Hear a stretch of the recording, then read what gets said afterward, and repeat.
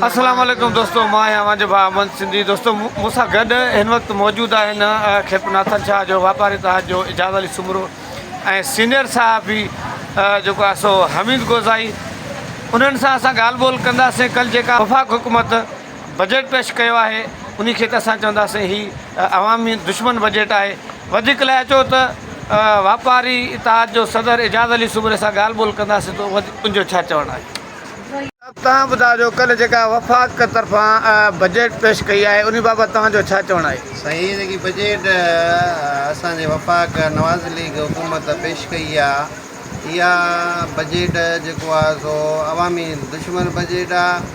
ऐं हिन में जेको आहे सो पघारदारनि जी 25% त वधाई अथनि, पर हिकिड़ा माना ईअं सम्झो त 10% 10 रुपया वधाया अथनि। त वरी इनकम टैक्स में जेको आहे हिननि खे रगड़े करे ऐं 100 रुपया वधीक हिननि खां उगाड़िया वेंदा। हीअ जेकी बजट आहे न इतादियुनि खे जेको आहे सो न वरी स्टॉक होल्डरनि खे इतमाद में वठी हीअ बजट जेकी आवाम दुश्मन बजट आहे।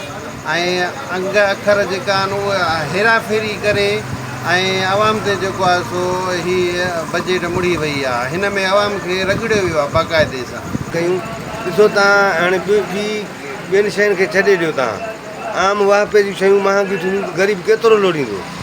हिकु त माना ग़रीब पोरे जो 500 रुपया ॾियारी आहे। 500 ॾियारी मां छा वठंदो? खंडु वठे, गिहु वठे, घर जो चरखो हलाए, ॿारनि जे स्कूल जो ख़र्चु भरे, काॾे वञे ग़रीब माण्हू। हाणे ॾिसणो इहो आहे त सिंध गवर्नमेंट छा थी करे, उहो कहिड़ो बजट पेश थी करे ग़रीबनि खे रिलीफ ॾिए थी या नथी ॾिए, उहो ॾिसणो आहे छा थो थिए। बाक़ी वफ़ाक़ ते सही सिधी ॻाल्हि आहे, ज़ुल्म कयो आहे।